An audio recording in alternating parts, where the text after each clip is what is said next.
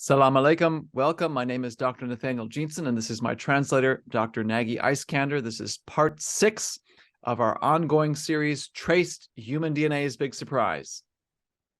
ده الجزء السادس من حلقات دراستنا في كتاب الحمض النووي وتاريخ البشرية والمفاجآت الموجودة.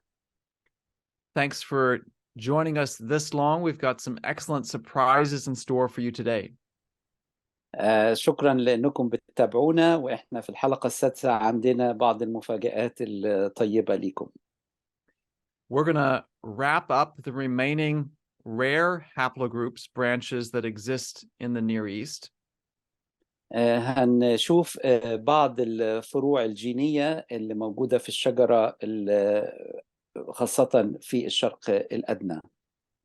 We're also going to talk about some really exciting future research projects. وهنتكلم عن بعض الدراسات المثيرة جدا للمستقبل. There is much history left to be discovered in the Middle East and the Near East, and you might be able to participate. في تاريخ كبير نقدر نعرفه عن الشرق الأوسط وعن الشرق الأدنى، وممكن يكون لكم جزء في هذه الأبحاث. Before we get to the unknown, let's wrap up the known part of human history.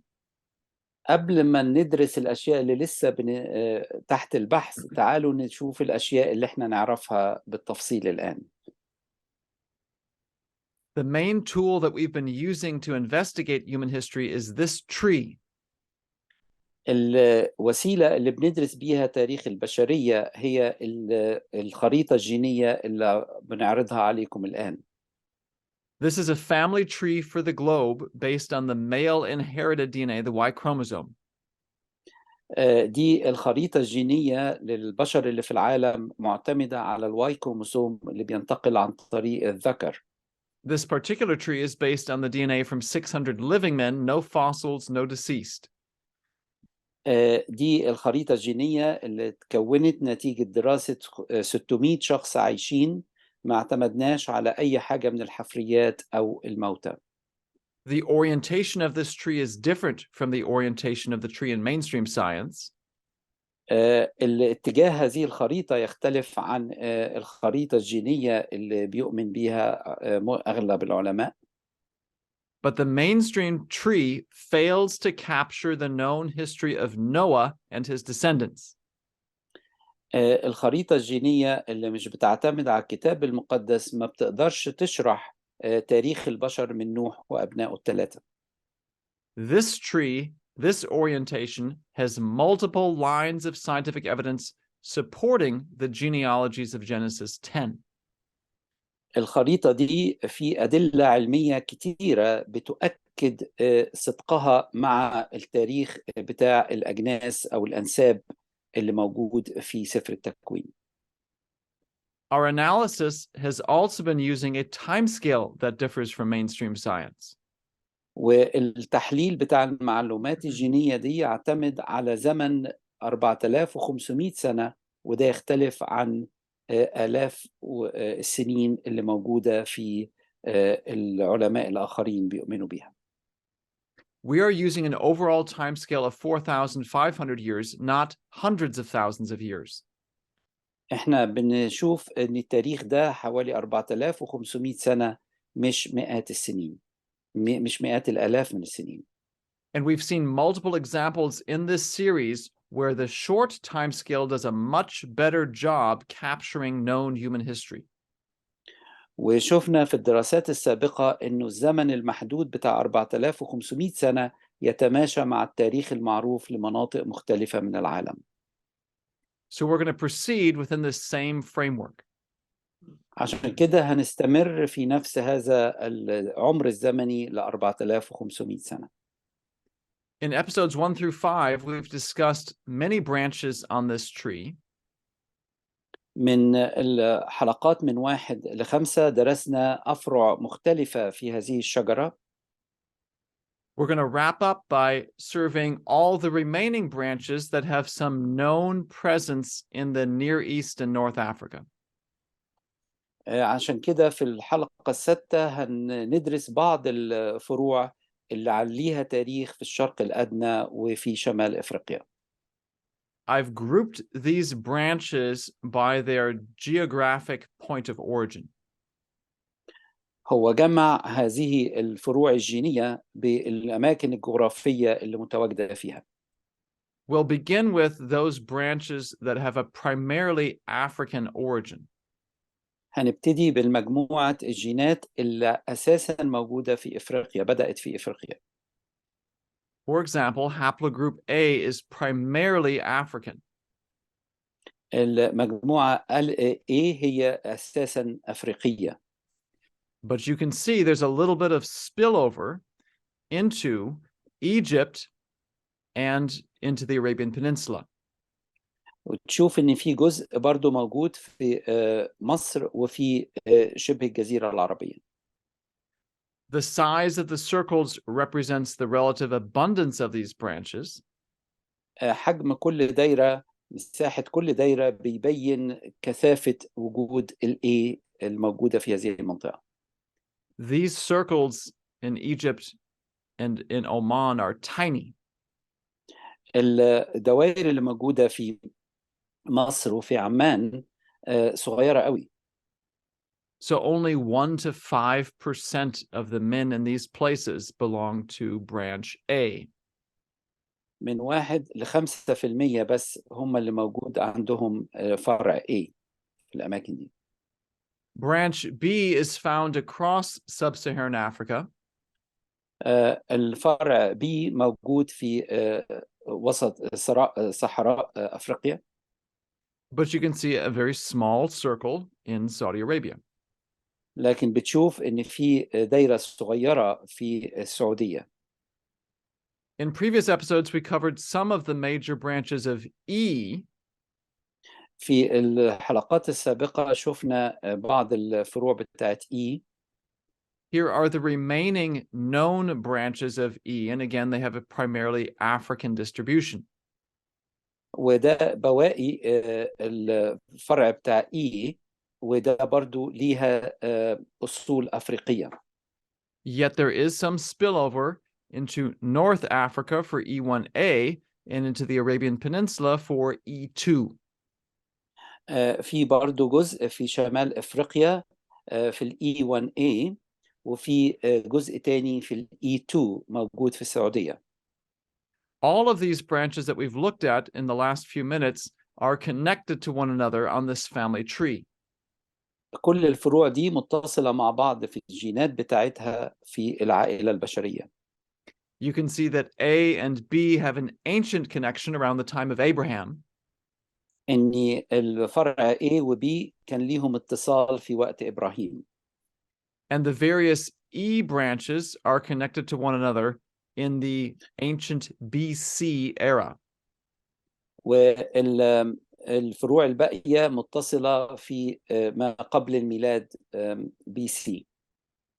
And the A, B, and E branches are connected to one another in the most ancient times. وإن ال A, B وبقية الفروع متصلة في التاريخ الماضي. So these are the African origin groups that spill over into North Africa and the Middle East.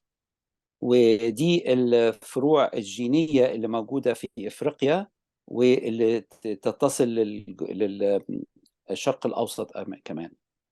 Now on this slide, I've also listed D and C, even though I haven't shown you their maps yet. في الصورة اللي قدامنا هو ذكر D و C برغم إن هو ما وراكمش الخرائط بتاعتهم لحد دلوقتي. And to look at these maps, we're going to have to switch regions.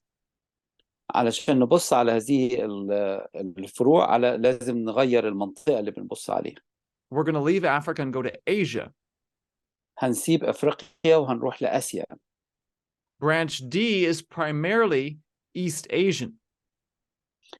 فرع دي في شرق آسيا. You can see here large circles in Tibet and in Japan. بتلاقي الدوائر الكبيرة موجودة في اليابان وفي وسط آسيا. But even this map contains a clue that there's a bit of mystery here. والخريطة دي بتبين إن في علامة استفهام كبيرة هنا. What does this circle represent?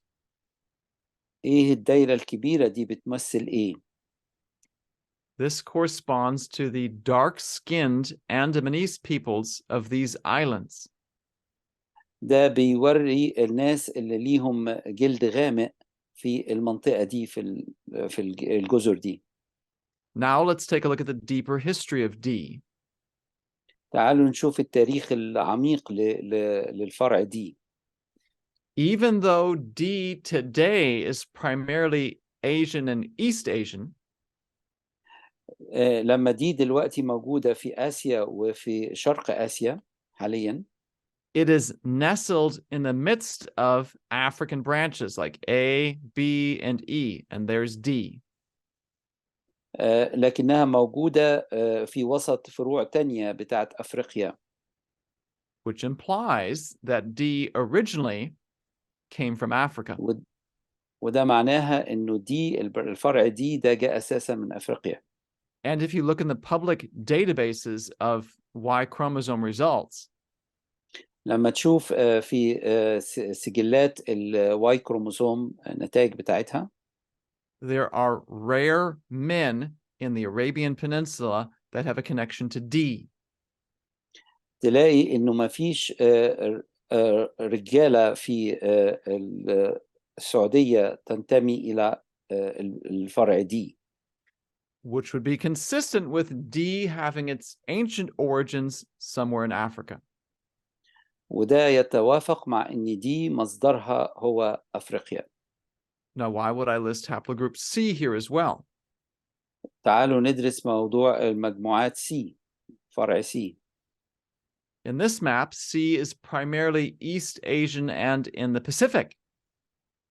السي موجودة في شرق آسيا وفي الباسيفيك، محيط الهادي. Yes, there are tiny circles here in the Near East. في دوائر صغيرة جدا في الشرق الأدنى. But its primary concentration is over here in Northeast Asia and out even further east in the Pacific. لكن تركيزها في شمال شرق آسيا وفي المحيط الهادي. Branch C has various sub-branches within it. فرع سي ده موجود فيه فروع متفرعة منه. You can map these out and you see an implied migration path. تقدر تشوف ان ده سببه الحملات او الهجرة لأماكن أخرى. The timing of this appears to have been about 1000 BC. تاريخ الكلام ده حوالي 1000 قبل الميلاد. But 1000 years before that, لكن 1000 سنة قبل كده, haplogroup C was joined to the major African section of the tree. إنه فرع سي كان متصل بالفروع الأساسية بتاعت أفريقيا. We just saw the maps for A and B and E2 and E1A, African branches. شفنا مصدر أفريقي لسي وبي ودي وE2. So this implies that C in ancient times may also have been in Africa. ده يدل على إن سي فرع سي ده كان موجود في أفريقيا. Now back to Asia, Central Asia, South Asia. تعالوا نرجع مرة تانية لآسيا الوسطى والجنوبية وشرق آسيا. We've looked at the distribution, geographic distribution of D and C. شفنا التوزيع الجغرافي للفرع D و C. I want to add another branch to this list. عايز يضيف فرع تاني للليستة دي. About 1/4 of the men in South Asia belong to branch H. حوالي 25% من الرجالة في جنوب آسيا بينتموا إلى مجموعة H، فرع H. You can see some very small circles in the Arabian Peninsula. تقدر تشوف ال H ده موجودة في شبه الجزيرة العربية بنسبة قليلة. There is also a rare amount of European H. إنه في أوروبا برضو مجموعة صغيرة تنتمي للفرع H. The connection between European H and South Asian H is ancient. العلاقة بين الأوروبيين ال H اللي في أوروبا وال H في جنوب شرق آسيا دي يرجع تاريخها لتاريخ قديم. The explanation appears to be that H was originally Indo-European, ده يرجع لأنه ال H ده غالبا كان الهندي الأوروبي. and that H entered India in ancient times, the Aryan invasions. وال H دي دخلت وقت الاريان invasion اللي هو دخول إيران للمنطقة دي. And my guess is the Middle Eastern H is due to recent immigration from India. وال H اللي موجودة في شبه الجزيرة العربية دي نتيجة الهجرة الحديثة من جنوب شرق آسيا إلى الجزيرة العربية. Now, just a few more branches that show up at very low levels in the Near East, but have an Asian origin. في مجموعة قليلة فيها ال H دي في جنوب آسيا ظهرت مؤخرا. You can see in this map that there's some very tiny yellow circles here in the Near East. بتشوفوا إن في دوائر صغيرة قوي في الشرق الأدنى. But the largest circles are up here in northeastern Europe or North Asia. لكن الدوائر الكبيرة دي موجودة في أوروبا الشرقية وفي شمال آسيا. So what's the origin of this branch that we're calling N? يبقى إيه مصدر الفرع بتاع N؟ In ancient times, N was connected to a branch known as O. في الزمن السحيق كانت N مرتبطة بفرع اسمه O. And the histories of O and N appear to have been intertwined throughout much of their histories. إنه التاريخ بتاع الفرع N والفرع O ده كان متداخل مع بعضه في الزمن السحيق. I've drawn O in this diagram as a single color. وعمل ال O بلون واحد. But there are many sub-branches within O that I've displayed here. لكن O دي ليها فروع تانية متفرعة منها زي ما انتم شايفين على الخريطة اللي قدامكم. A few of these sub-branches have rare connections to the Near East. بعض هذه التفرعات ليها علاقة بالشرق الأدنى. For example, you can see there's a tiny circle for O1A in Iran. ال O1A في دايرة صغيرة منهم في إيران. And in the O2 map, there's levels of O2 that almost reach into the Near East. إنه ال O2 موجود في جنوب آسيا لكنه موجود في الشرق الأقصى. But in both this map لكن في الخريطة دي and in this map, وفي الخريطة دي the largest circles are among the Chinese and other East Asians. الدوائر الكبيرة موجودة في الصينيين وفي جنوب شرق آسيا. And you can again see the same thing right here. وتقدر تشوف نفس المنظر في الجزء ده ال O1A. In other words, both O and N have a long-standing connection to East and Southeast Asia. يعني الفرع ال O وال N ليهم علاقة كبيرة في شرق آسيا وجنوب شرق آسيا. So we can add them to our list of branches that had their origin in East or South Asia. ممكن نحطهم مع مجموعة الناس الفروع اللي موجودة في شرق وجنوب آسيا. So there we go. وعشان كده دول يبقوا ON من شرق آسيا.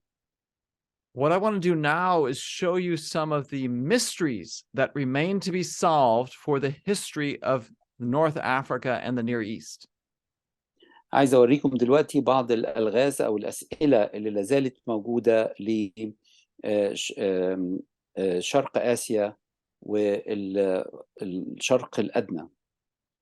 One of the most exciting unsolved questions to me is the history of the branch known as F.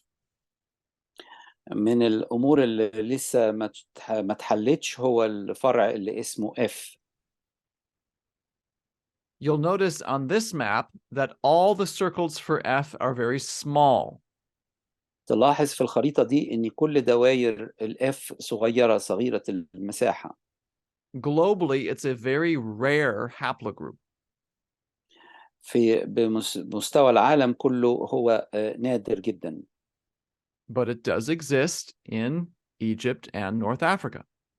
لكنه موجود في مصر وفي شمال أفريقيا.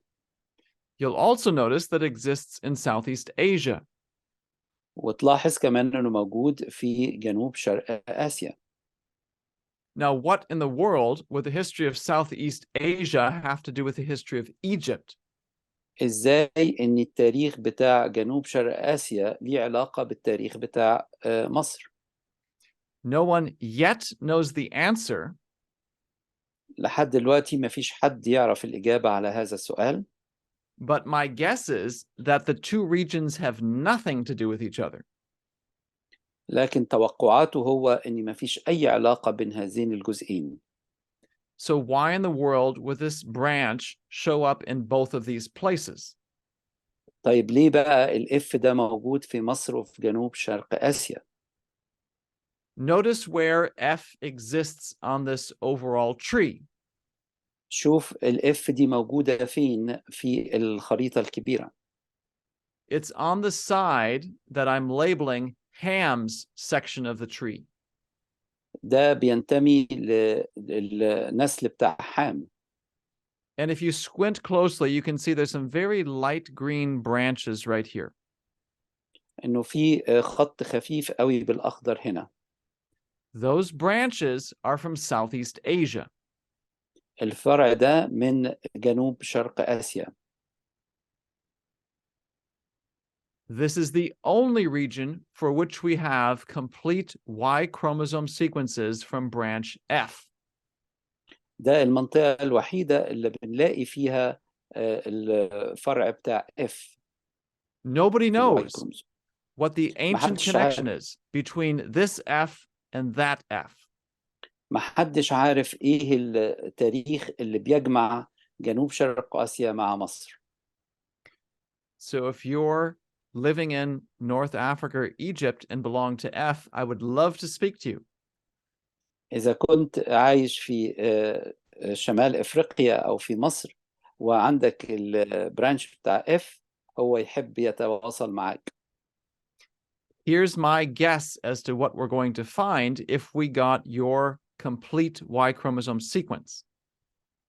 دي توقعاته إذا قدرنا نعمل التسلسل بتاع الكروموزوم واي في الرجالة في المنطقة دي. Why would there be Hamitic descendants, or excuse me, ليه؟ why would there be descendants of Ham in North Africa? ليه يبقى في نسل من حام في شمال أفريقيا؟ Notice what's going on in Ham's section of the tree. بص على اللي حاصل مع نسل حام في الجزء ده من تاريخ البشرية. You may not be able to see this, but there's 1, 2, 3, 4 ancient branches going back to Ham. في 4 فروع متفرعة من حام. Ham had 4 sons. حام كان عنده 4 أبناء. One of those sons was Misraim. واحد من أبنائه هو مصرايم. My guess is this represents Misraim's descendants. توقعاته إنه ده نسل حام عن طريق مصرايم.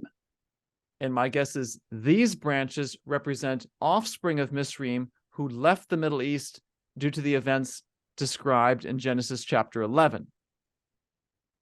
وده ممكن يتفسر بأنه الناس اللي من نسل حام اللي كانوا من مصرايم سابوا الشرق الأوسط واتجهوا لجنوب شرق آسيا نتيجة الأحداث اللي حصلت في تكوين أصحاح 11.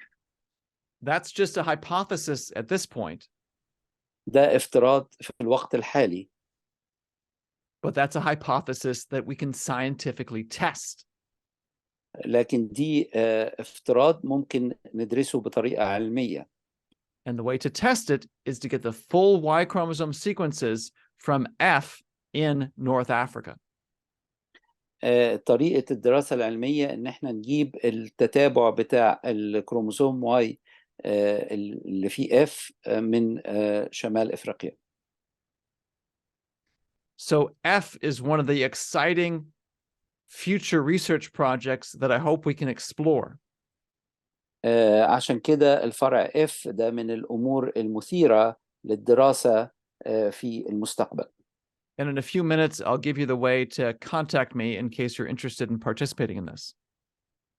إذا كنت عايز تشترك في هذه الدراسة وتحليل الكروموسوم واي للفرع F فهيديك البيانات إزاي تتصل بيه. Now let me show you another branch with exciting potential for the future. أوريكم فرع تاني من الجينات وبرضو يخضع للبحث العلمي. Notice in this map, the largest circles are among the Melanesians of the Pacific. تلاحظ إنه الفرع ده موجود في منطقة الباسيفيك، منطقة المحيط الهادي. These circles represent the Aborigines of Australia. ده بيوري السكان الأصليين في أستراليا. These circles represent the dark-skinned Melanesians of New Guinea. ده بيوري السكان اللي عايشين في نيو جيني. And this large circle represents the dark-skinned peoples of the Philippines. والدايرة الكبيرة بتوري الناس اللي جلدهم غامق في الفلبين. Now, what does that history have to do with these tiny circles in the Middle East? ايه بقى العلاقة بين الدوائر اللي شفناها دلوقتي والدوائر الصغيرة في الشرق الأوسط؟ In case you can't see the color, it's the dark red for haplogroup K. ده اللي هو الدوائر الصغيرة دي اللي هي بتاعة الهابلوجروب K. Now, here's what I think is the connection between the Middle East and the Pacific. دي اللي هو بيفترضوا العلاقة بين الشرق الأوسط والباسيفيك اللي هو المحيط الهادي. I don't think the connection is historical. I think it's a quirk of how these branches are labeled. ما أعتقدش إن هو أصل تاريخي، لكنه أصل للعلاقات بين هذه الأفرع. Unfortunately, the label K is ambiguous in this tree. لأنه الفرع K ده مش واضح في الخريطة الجينية. If you look at this tree, you'll notice K is listed right here. لو بصيت هتلاقي الكي موجودة في الخط اللي هو بيشاور عليه. And that's one meaning of K. It means this particular branch. وده يعني إنه كي في هذا الفرع. But there's a second meaning for the label K in this tree. لكن في معنى آخر لتواجد كي في هذه الخريطة. K is also a designation for any branch in this wider section. إن كي ممكن تكون أي فرع من فروع هذه العائلة. Now, why does that matter? وده إيه أهميته؟ Notice that K is therefore a marker for Shem's side of the tree. إن كي من أحد الحاجات اللي بتميز نسل سام. K is what you would apply to a Y chromosome result that is on Shem's side of the tree, but not one of the known Semitic branches. كي ممكن تنتمي إلى سام لكنها مش مرتبطة بنسل سام اللي احنا عارفينه في التي والال والأو. Now, what could that mean? وده معناه إيه؟ Let's go back to the family tree from Genesis chapter 10. تعالوا نرجع للخريطة الأنساب اللي موجودة في تكوين أصحاح 10. Notice that there are 5 sons of Shem. إنه سام كان ليه 5 أبناء. Right now, we have Y chromosome evidence for only one. لحد دلوقتي عندنا دليل علمي من الواي كروموزوم لواحد من أبناء سام بس. And that is for the lineage through Arphaxad and Eber and Peleg and Joktan. This lineage right here. ده من أرفكساد من عابر ومن فالج اللي احنا شايفينه قدامنا دلوقتي. We have not yet discovered the lineage of his other sons like Asher and Aram and Elam. يعني ال3 أولاد الآخرين مش عارفين لسه احنا أنسابهم ماشية ازاي. These sons would have given rise to the Elamites and the Assyrians and the Syrians of the ancient Middle East. الفروع دي بتدي للإيلاميتس وللسيريانز بتوع السوريين بتوع الميدل إيست بتوع الشرق الأوسط. So my guess is that this K refers to those peoples and not to Melanesians. إنه الكي دي تتناسب مع المناطق الشرق الأوسط مش الأماكن المحيط الهادي. Once again, what I've just told you is a hypothesis. اللي هو قاله لكم دلوقتي ده مجرد افتراض. But this is a scientifically testable hypothesis. لكن ممكن نفحصها فحص علمي هذا الافتراض. And the way to test this hypothesis is to get the full Y chromosome sequence from men belonging to K in the Middle East. ان احنا نجد الواي كروموسوم ونعمل له التسلسل الجيني بتاعه من الناس اللي عايشين في المنطقة دي في الشرق الأوسط. So if you're residing in North Africa or the Middle East and you belong to this branch K, I would love to speak to you. إذا كنت أنت عايش في الشرق الأوسط وتنتمي إلى كي في أشور أو سوريا هو يحب يتصل بيك. Now I want to show you the results of a recent scientific paper that highlights the future research potential for the Middle East. عايز أوريكم جريدة أو مقالة علمية بتتكلم عن الأبحاث المستقبلية للشرق الأوسط. Let me show you again the major branches of the tree we've been looking at. أوريكم الفروع الأساسية اللي بندور عليها. The mainstream community tends to think these are probably all the branches that we will discover. هو الناس العلماء العلمانيين بيقولوا إن دي يمكن الفروع الوحيدة اللي هنلاقيها. The research I've been doing predicts that there are thousands more ancient branches left to be discovered. البحث اللي هو بيقوم بيه بيقول إن في فروع أكتر كده بكتير آلاف من الفروع اللي لسه ما نعرفهاش.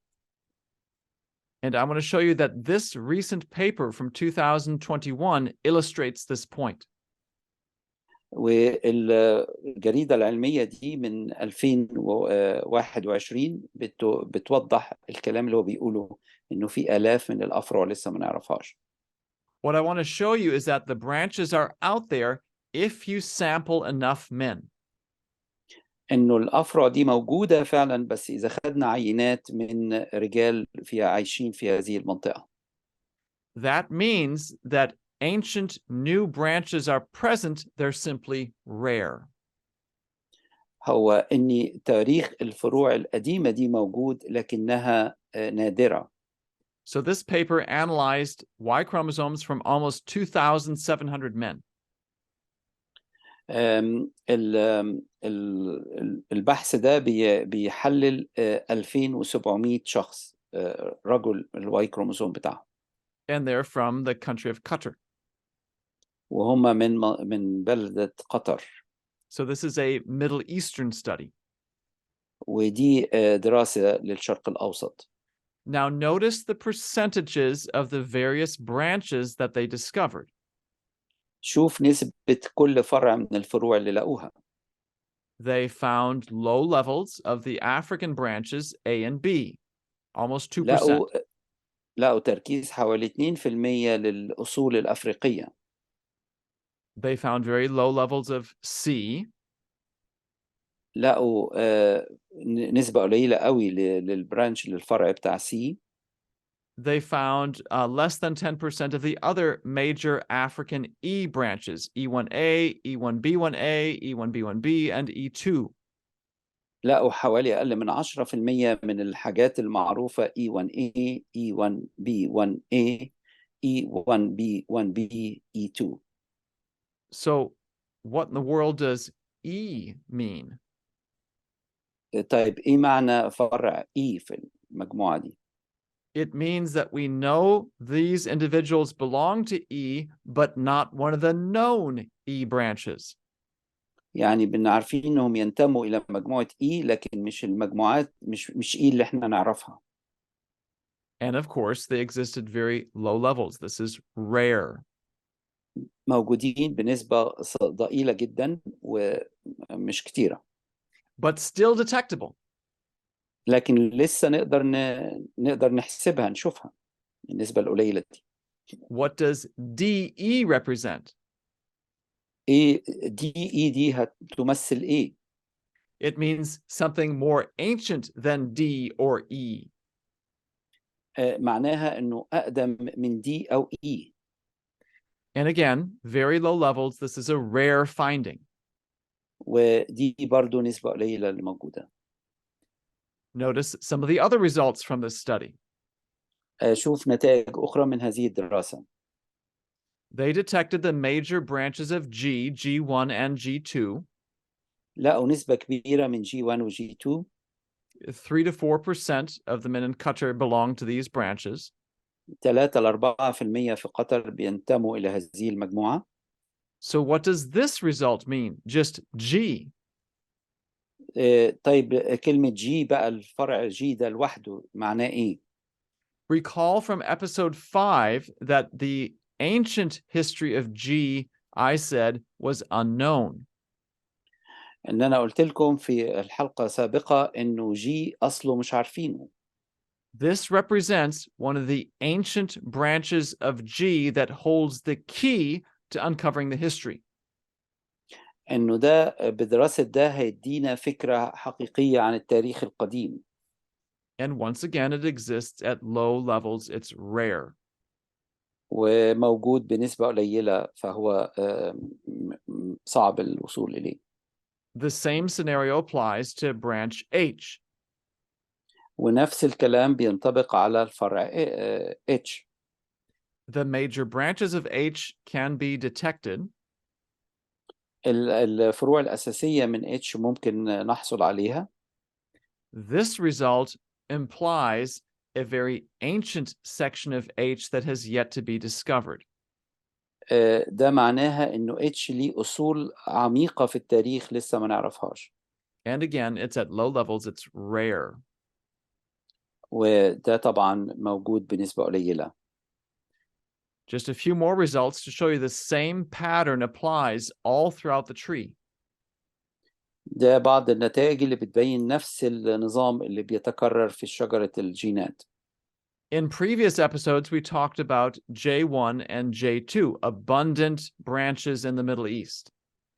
إن إحنا في حلقات سابقة اتكلمنا عن J1 و J2 إنهم موجودين بكثرة في الشرق الأوسط. Here's a result that implies an ancient J branch that hadn't been discovered before.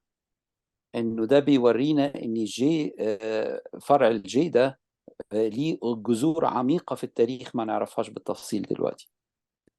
In episode 4, we talked about L and T being the descendants of Abraham. في المحاضرة الرابعة اتكلمنا عن T و L إنهم دول نسل إبراهيم. We talked about the mystery that we're trying to solve as to whether this is from Isaac or from Ishmael. واتكلمنا إن إحنا مش عارفين إن ال L وال T دول نسل إسحاق ولا نسل إسماعيل. What does this result represent? إيه النتيجة بتاعت ال T دي مع بعض بتمثل إيه؟ This represents a critical ancient clue to that question. دي بتبين حدث تاريخي قديم عشان يوضح لنا إذا كان ال والتي دول جايين من إسحاق ولا من إسماعيل. What this means is that there are still ancient Abrahamic branches whose history has yet to be worked out. ده معناها إن في من نسل إبراهيم في فروع إحنا لسه مش عارفينها لحد دلوقتي. They are rare, but they are present. هم نادرين لكنهم موجودين. There's a few other branches that they found in this study at low levels. في فروع تانية موجودة بنسب ضئيلة. But these are the branches that contain the critical clues to ancient Middle Eastern history. لكن دي الفروع اللي تدينا تاريخ المنطقة الشرق الأوسط بوضوح كامل. So if you're watching and you belong to one of these branches, I would love to speak to you because your DNA holds some critical clues to ancient history. أنت إذا كنت بتستمع إلينا وأنت عايش في أحد هذه المناطق الشرق الأوسط وأنت تنتمي لهذه المجموعات اللي قدامنا على الشاشة، هو يحب إنه يتصل بيك علشان البحث اللي هو بيقوم بيه حاليا. You might ask me what ancient historical questions are left to be solved. إيه هي الأسئلة التاريخية القديمة اللي لسه عايزين نعرفها؟ I already mentioned the critical question about the line of Abraham. السؤال عن نسل إبراهيم جاي من إسماعيل ولا من إسحاق؟ There are other ancient Middle Eastern peoples whose descendants have yet to be discovered. إنه في ناس تاني مش عارفين إحنا الأصول بتاعتهم في الشرق الأوسط. What happened to the ancient Sumerians, the builder of a cradle of civilization? إيه اللي حصل لحضارة السومرية اللي هم كانوا أول الحضارات في العالم، من أوائل الحضارات في العالم؟ Nobody knows the answer yet. ما حدش يعرف إجابة على هذا السؤال. But my guess is there's an ancient branch that corresponds to these people. لكن هو بيتوقع أن يكون في فرع موجود ينتمي إلى الحضارة السومرية. And that branch might be present in one of you watching. وهذا الفرع قد يكون موجود في أحد الناس اللي بيتفرجوا على هذه المحاضرة. What about the descendants of the ancient Assyrians? ماذا عن الناس اللي هم نسل الأشوريين؟ We know that they came from Asher, son of Shem. دول جم من آشر اللي هو ابن سام. But we haven't yet found their Y chromosome branch. لكن لحد دلوقتي ما عرفناش الواي كروموسوم الفرع بتاعه تحليله ازاي. Some of you watching might belong to a yet undiscovered branch. ممكن حد من اللي بيتابع المحاضرات دي يكون الفرع بتاعه لسه ما اكتشفش خالص. The same scenario applies to the ancient Babylonians. نفس الفكرة تنطبق على الحضارة البابلية. If we go back to this genealogy from Genesis chapter 10, إذا رجعنا مرة تانية للأنساب اللي موجودة في تكوين أصحاح 10، there are still many names from Genesis 10 for whom we have yet to find their genealogical descendants. في أسماء كتيرة في هذه الأنساب لحد دلوقتي مش ما اكتشفناش التكوين الجيني بتاع الواي كروموسوم بتاعها. This list has around 70 names in total. في حوالي 70 شخص مذكورين في هذه الليستة. But the number of ancient branches that we possess is only in the range of 10 to 15. لكن اللي احنا نعرفه لحد دلوقتي من 10 ل 15 فرع. I think those numbers will become closer together as more and more men take Y chromosome tests. الأرقام دي هتتشابك مع بعضها لو إني ناس رجالة أخذوا الواي كروموسوم بتاع التست بتاعها. Over 90 or around 99% of the world's men have yet to do so. لسه حوالي 99% من الرجالة اللي في العالم إنهم ياخدوا هذا التحليل. And my prediction is that as they begin to take tests, some of these ancient branches will begin to emerge. وبقدر مشاركة هؤلاء الرجالة في هذا التحليل بتاع الواي كروموسوم هنكتشف الفروع دي بالتفصيل. So these branches represent some of the most exciting candidates to do further research on. الفروع دي بتاعت الاف والكي دي من أكتر الحاجات اللي محتاجة بحث مثير في المرحلة القادمة. These branches also represent terrific candidates for exploring further. إن الحاجات دي الفروع دي هتدينا فكرة عن الأصول هذه الشعوب.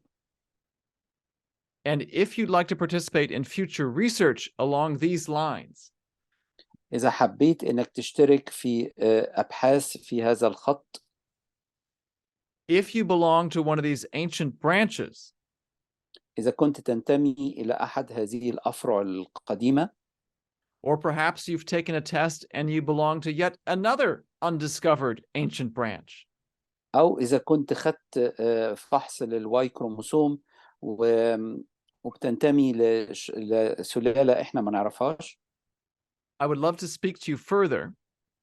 هو يحب يتكلم معاك ويتصل بيك.